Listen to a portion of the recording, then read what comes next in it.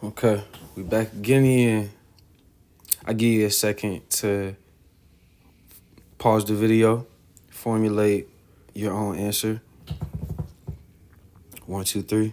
Okay, let's get into it.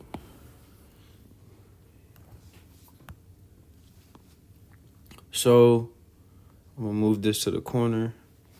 I'm sure that you chose D as the correct answer.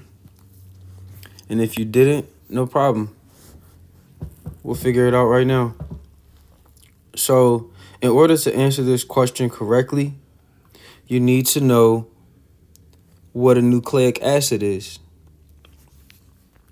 A nucleic acid is comprised of 3 important components. One of them, in no specific order, one of them is the nitrogenous bases.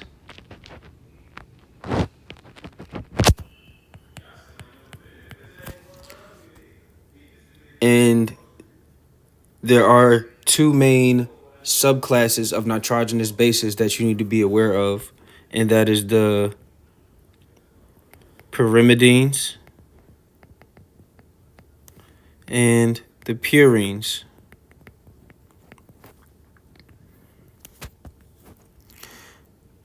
The purines, pure as gold, have two types. There's 2 types of purines, that you need to know. And the pyrimidines cut the pie, CUT. There are 3 pyrimidines that you need to know.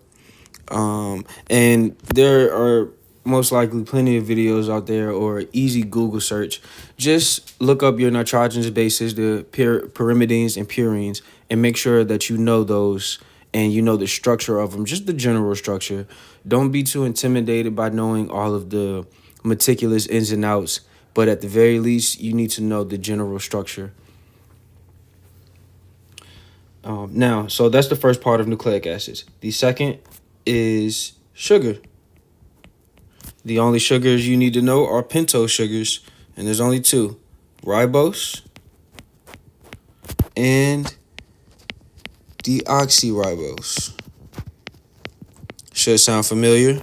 Deoxyribonucleic acid, DNA. And the last part of all nucleic acids is a phosphate group.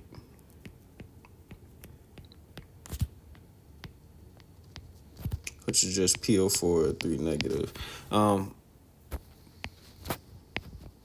So 1, 2, 3. In order to answer this question correctly, you have to know the nitrogenous bases within nucleic acids.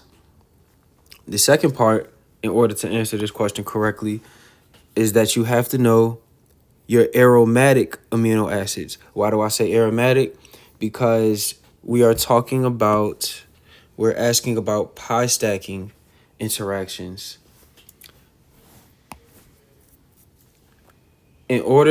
So when we talk about pi stacking interactions, we're essentially talking about double, triple bonds. But in this particular instance, we're talking about double bonds, pi bonds. The main amino acids with R groups that have an abundance of pi bonds are the aromatic ones because they have benzene rings or phenyl groups. And so a pi stacking interaction essentially looks like this. And I'm not an artist, forgive me,